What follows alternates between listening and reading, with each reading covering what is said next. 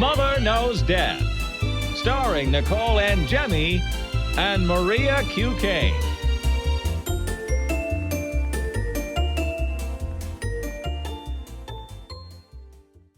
Hi, everyone. Welcome to Mother Knows Death. On today's episode, we're going to talk about a paranormal investigator who died while on a haunted tour, a social media influencer who is apologizing after she posted a weird video about announcing her miscarriage, a tragic case out of France where a child dropped and killed a baby, a mom who is doing the unthinkable over Snapchat, and the alarming new report prediabetes in teenagers is on the increase.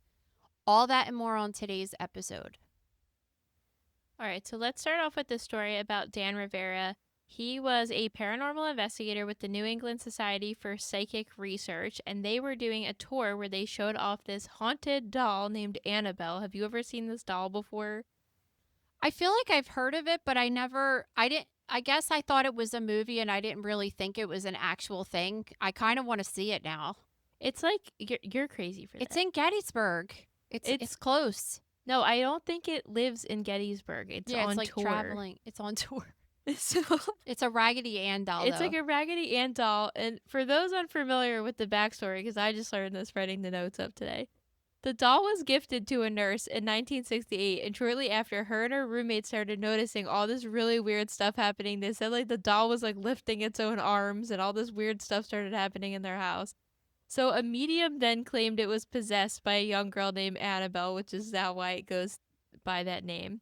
And since then, it's been kept in this glass storage case to contain its evil spirit. I mean, this doll is so popular, it inspired the movie The Conjuring, which is probably one of the most popular horror movies of all time.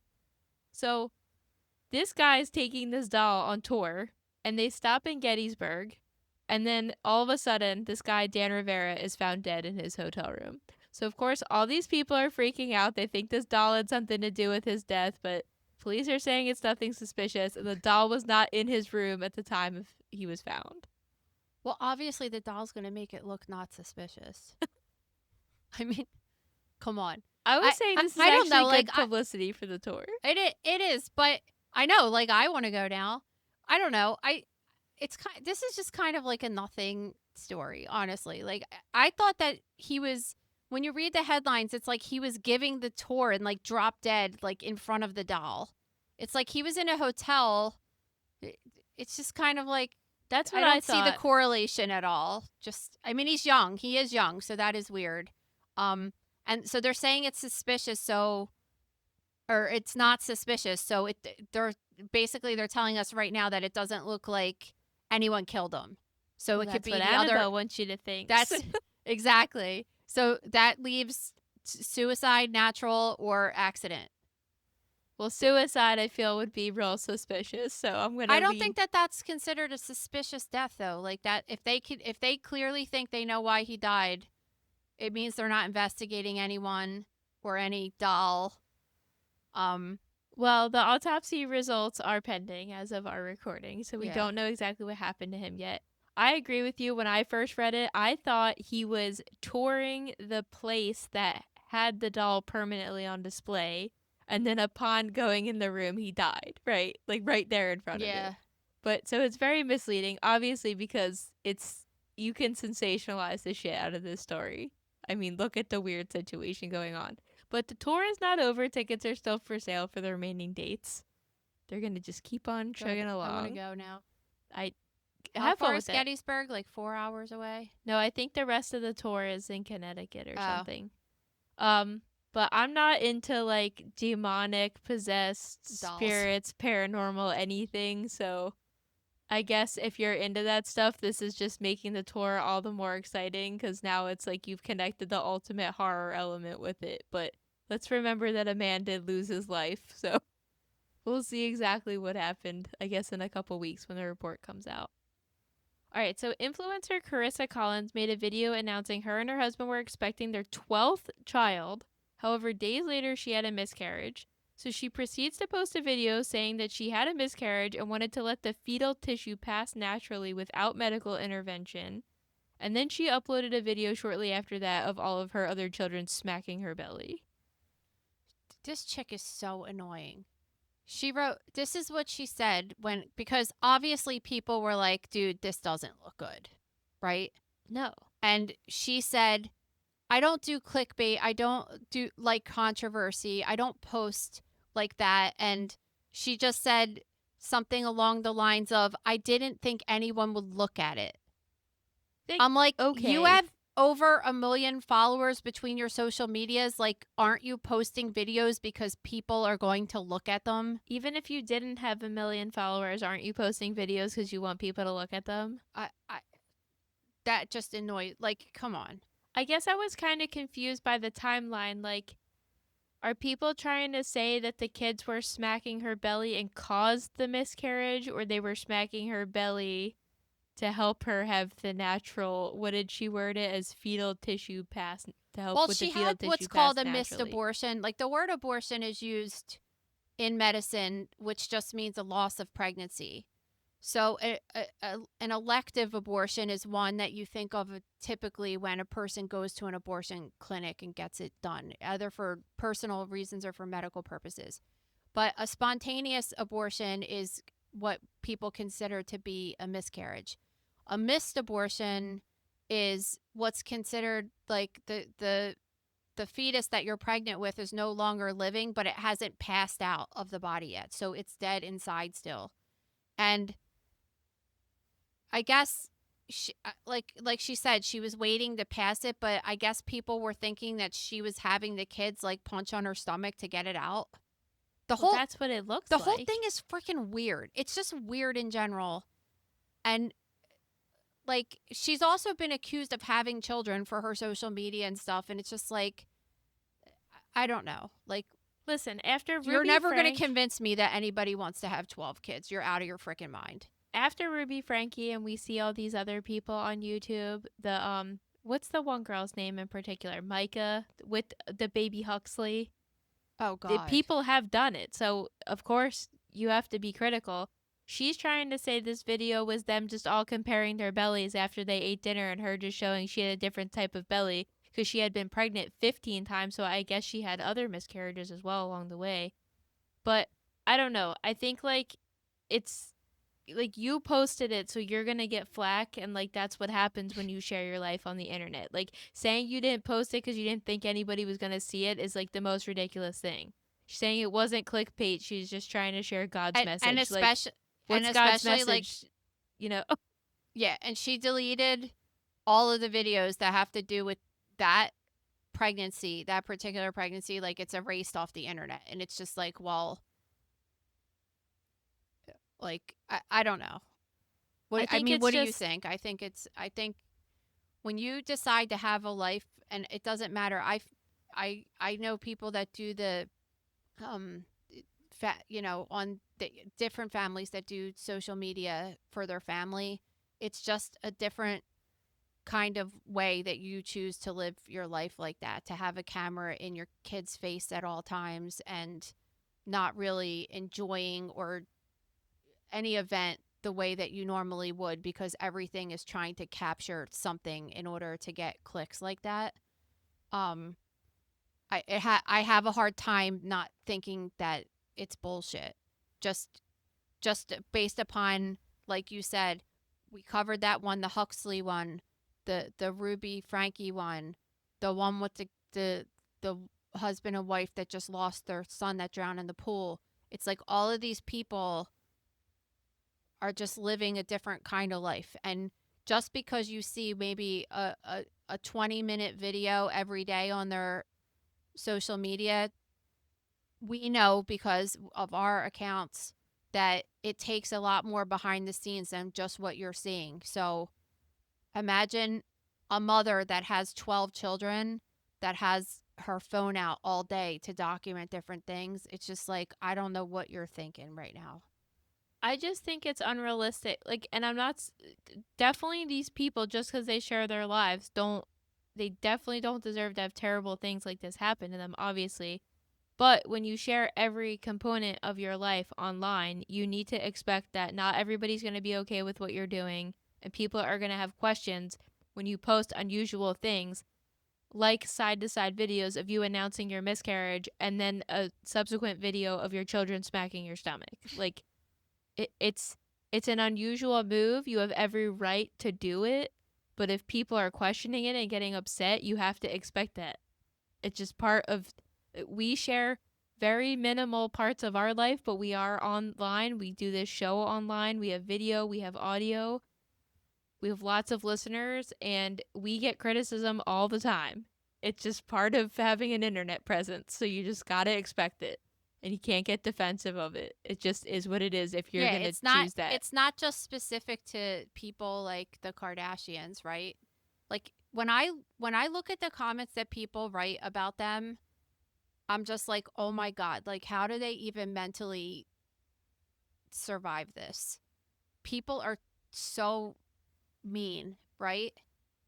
Just like raw, like just mean, and you just think like, God, how did they see all these people writing these terrible things about them? And you just have to handle it in a certain kind of way and just expect that. Like, this is just life in general. Everyone's not going to love every single thing that you do. They're going to love a lot of things you do and not love things you do. Like, you're human.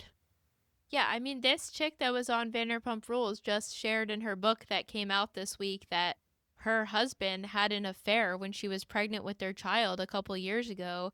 And on his social media, it's spammed with comments telling him to kill himself, like all these horrible things, right? And you're like, first of all, I'm not justifying what he did. I think he's a total piece of shit. He has a way worse background than what he did to her. But I think who is this person? They're on this show Vanderpump Rules, which is a spinoff of Real Housewives of Beverly Hills. Nobody really acknowledges that fact. But anyway, like, they're in this relationship. She was pregnant. He had an affair. It's this huge bombshell in the Bravo world in the last 2 weeks that he had this affair. But like, people are going on his page telling him to kill himself. He's a horrible person. Like, even though he did a horrible thing, those things still, you read that and you're like, at what point does this person start questioning even being alive after getting attacked like that on the internet, right? It's just I was kinda hoping nuts. that we could find a way to wean this story into to our podcast that has nothing to do with it, but the viral couple cheating at the Coldplay concert. Oh yeah, there was no way to bring this up organically with any of the stories we had. It fits here. I don't know. I just like that was just like a phenomenon that happened this week, and it's so crazy. Like all the stuff that comes out after it and everybody's response to it and stuff. I just thought it was pretty interesting. But our favorite part was the at the Phillies game, they like recreated it with the Philly fanatic and his girlfriend, and it was hilarious. I mean, what are you thinking going to a arena filled with tens of thousands of people? Like, even if you're in a private suite, other people can run into you. It's actually really interesting to me because if you're, the whole thing is very opposite of what you think about people cheating, honestly. Like, you would think a guy that's got that kind of a position that makes good money would be like banging a girl that was like really, typically in those situations you see like this like young hot girl, right? And then it was like total opposite. Like he was dating someone his age and he was on an actual date. It wasn't like a sexual, I mean, I'm sure they're having sex, but I'm just saying it's almost like I would rather find out that my husband was just like banging someone in a hotel instead of finding out they were having like a relationship and going on dates like that. Yeah, like it looked really intimate, and as the wife, I'm sure that was horrific to see. Like that would bother me more because it wasn't like, oh, you're just like not getting satisfied at home or whatever. Like it's just like when you think about finding out your husband cheating on you, it's like, oh, he's getting a hotel room and doing this. It's not like he's on a date at the lamest concert ever with some woman that's older than you. Like, well, how do you think it's just a very interesting thing to look at? How do you think Mackenzie Bezos felt when it came out that Jeff Bezos texted Lauren Sanchez, I just want to wake up and read the newspaper with you every day? It was like so losery, but also such a I don't know. level I of don't know any about this. Oh, that's like how I don't their know how affair they're. got exposed because he texted her like when their affair got exposed. This text came out that he said he couldn't. He all he wanted to do was wake up and read the newspaper with her. So it's like not only are you having an affair, but then on top of it, it's like some extra nerdy losery level of intimacy. Like you just want to wake up and read the newspaper with this I just person want to too. hold you and listen to Coldplay. Basically.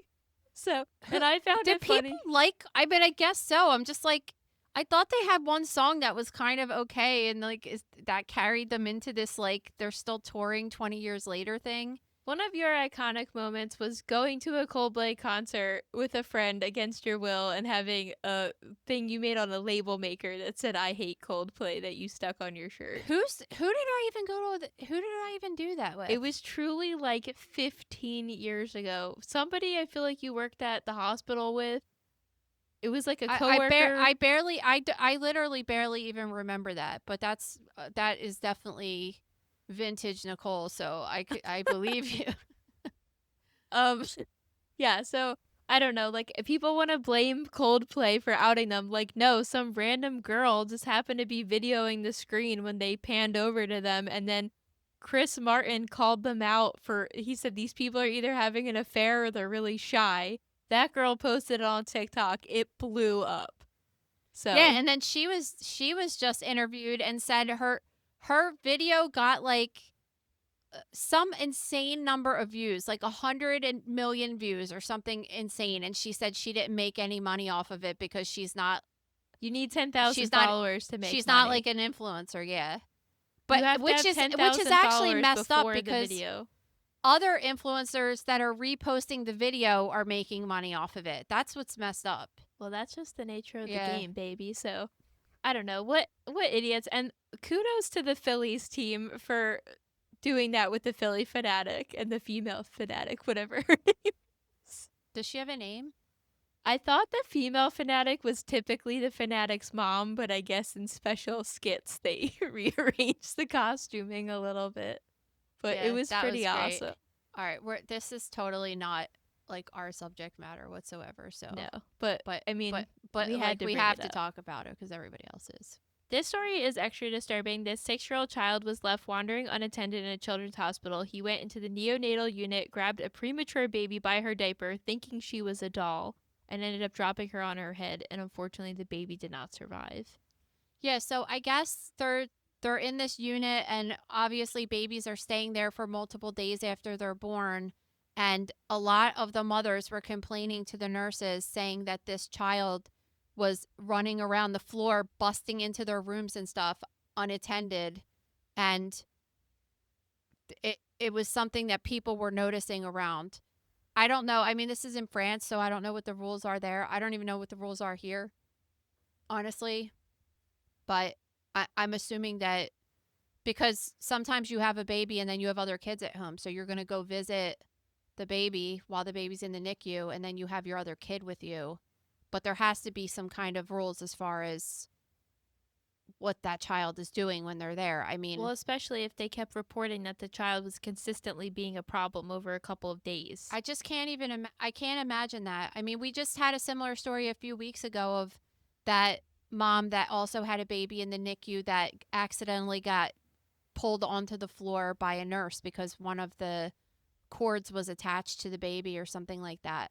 And it's just like, imagine going through a whole pregnancy, having the baby, and then having to leave the baby in the hospital like that, and all the heartache and how scared you are that the baby might not survive and stuff, only for some kid to come in and like pull your kid on the floor like it's a doll and die from a traumatic brain injury. Is just so devastating. No, I can't even imagine. And obviously they're going to do an investigation and see like what was going on with the parents, what was going on with the staff, like, because things like this cannot happen. No.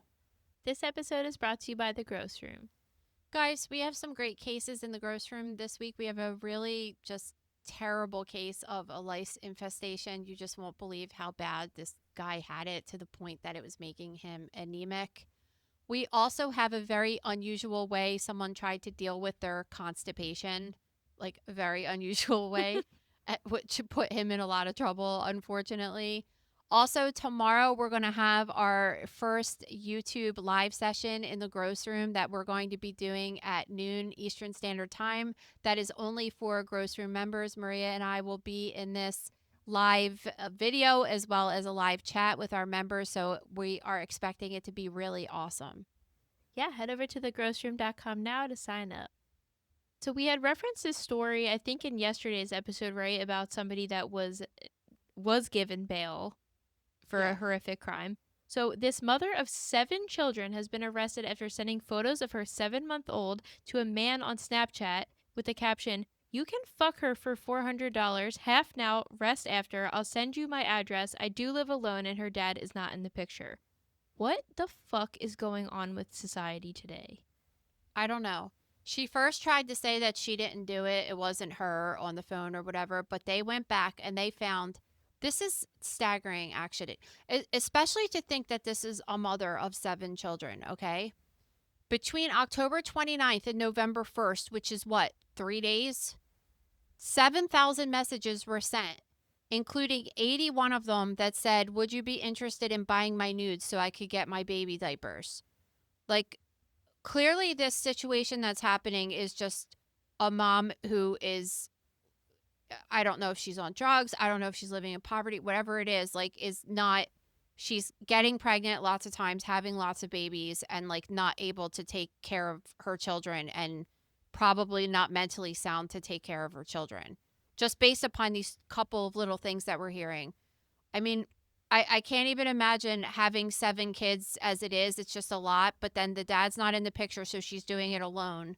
And then she's still having time to message someone 7,000 times within 3 days, or multiple people on Snapchat, while she, I guess back in October, well, that was last year, but like, how is she doing all of this and still having a newborn baby as well, and then offering her newborn child for sex to strangers for money?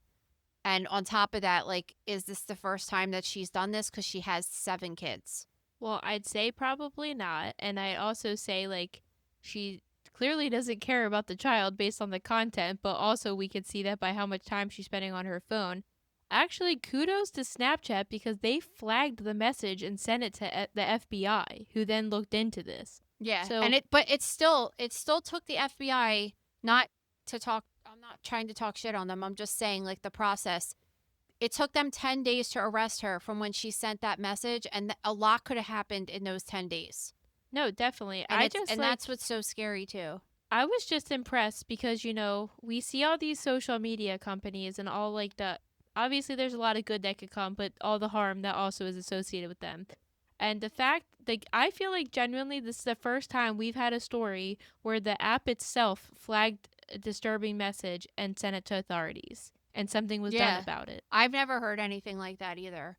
I mean, they have technology. I'm telling you, like, you guys know that I get blocked every single day for posting something. The latest is the graphic violence I wrote about a person that cut their foot on a shard of porcelain from a broken tile in a bathroom, and I said that it cut their foot, like it worked like an incisional wound, like a sharp weapon or a knife wound. And I got put in jail again in Instagram. I can't post live again for another year. Anyone that works at Instagram or Meta would be greatly appreciated to help us with this. But I guess their technology is just picking up that I'm talking about something similar to a knife wound, and it just picks it up and blocks it, which I'm okay with if it works to help other situations like the one we're talking about right now, obviously. I mean, this lady either has to be on drugs or she has to have some kind of mental illness, because there's no way anyone in their right mind would ever say something or offer something like this with one of their children.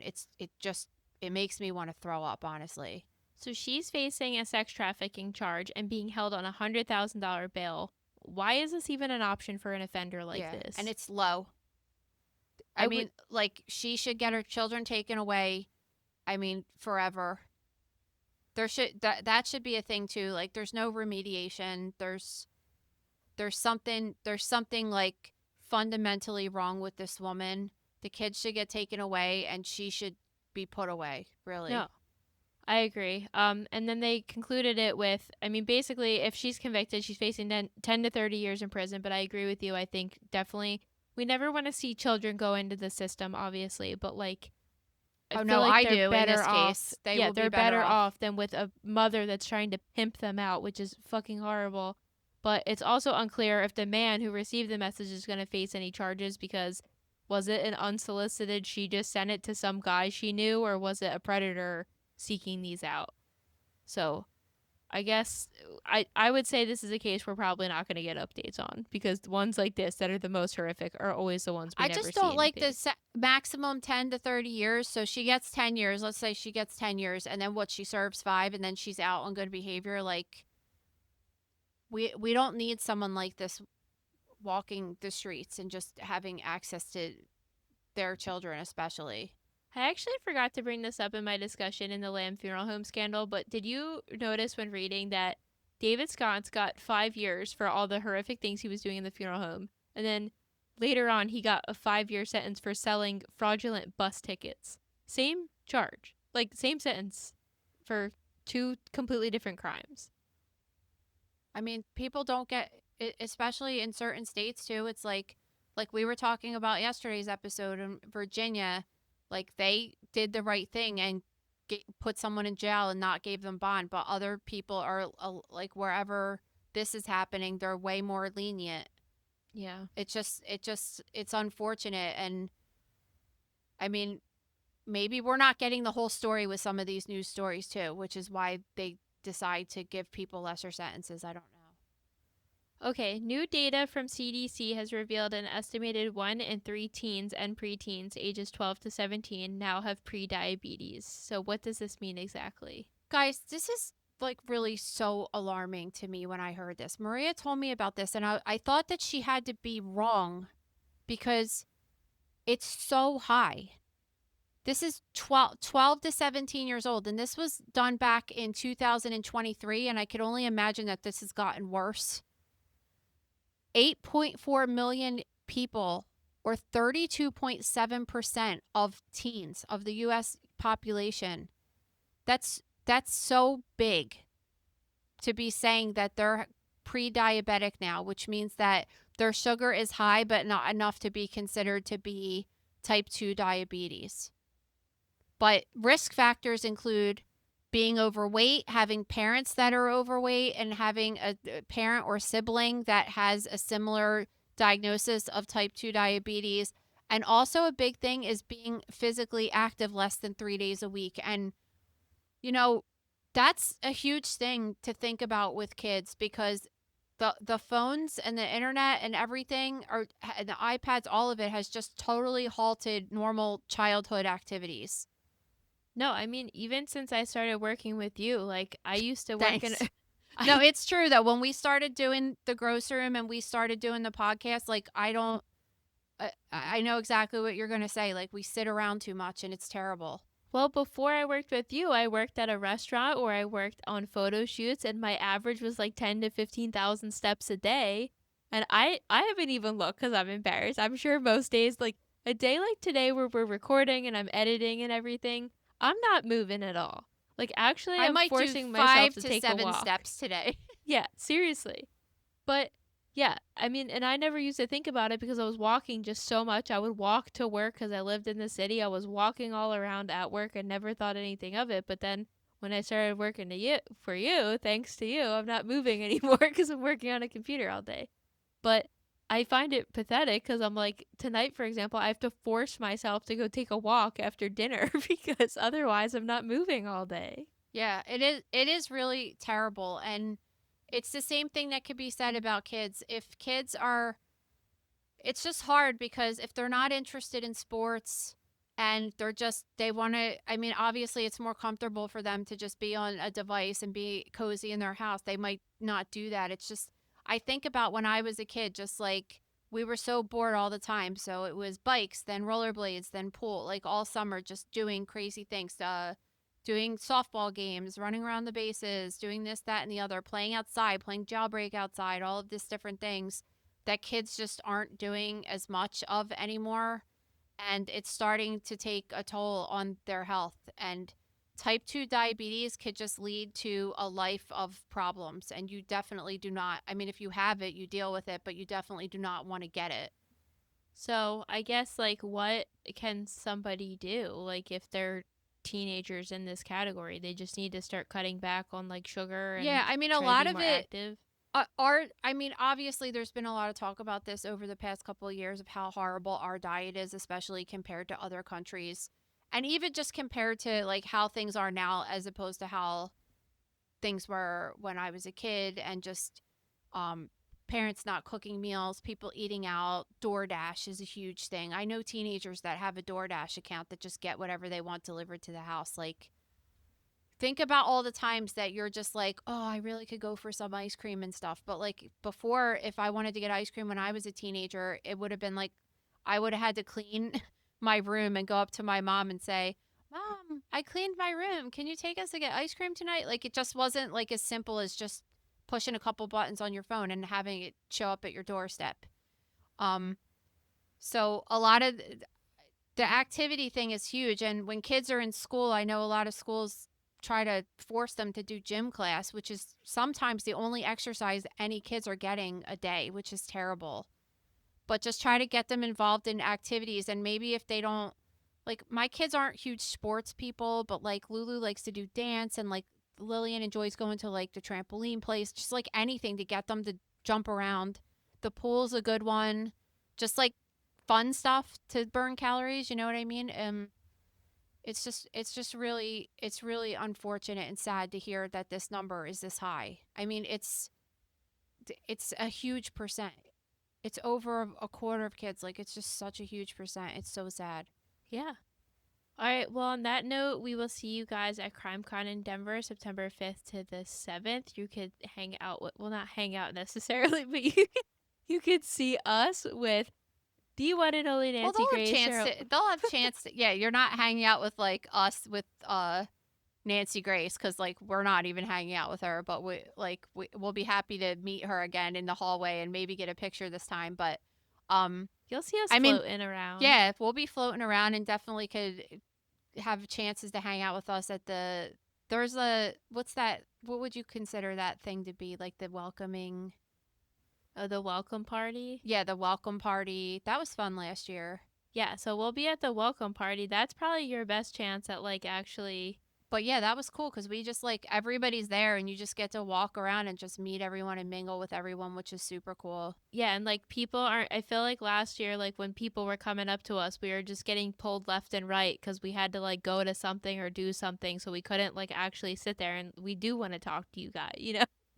It's fun for us. So Yeah, and then we have the meet and greet too, and yeah, we have the meet and greet, and the welcome party is definitely going to be fun. I mean, we fangirl out too. We see people we want to see too there, so yeah, it's nice. I was like, Chris Hansen, oh my God, we used to watch you in To Catch a Predator all the time. And then he was like, "Get away from me, freaks." I know. He did not say that. No, He was nice. I'm joking. I was saying that to Cheryl of how I was like, I went up to Paul Holes, but I think I made it weird because I'm like, I love the Golden State Killer case, but I'm sure he gets bombarded with it all the time, and I don't want to like make it weird talking to him, but I'm also like, I don't know what else to say to you because I don't know you, but I loved your book. I'll probably make it awkward again this year, but yeah. Please head over to our Apple or Spotify to leave us a review, and if you have a story for us, please submit it to stories@motherknowsdeath.com, and don't forget to subscribe to our YouTube channel. And subscribe to the Gross Room so you could see our new episode that we're going to be having every week on Fridays. Thank you for listening to Mother Knows Death. As a reminder, my training is as a pathologist assistant. I have a master's level education and specialize in anatomy and pathology education. I am not a doctor, and I have not diagnosed or treated anyone, dead or alive, without the assistance of a licensed medical doctor. This show, my website, and social media accounts are designed to educate and inform people based on my experience working in pathology so they can make healthier decisions regarding their life and well-being. Always remember that science is changing every day, and the opinions expressed in this episode are based on my knowledge of those subjects at the time of publication.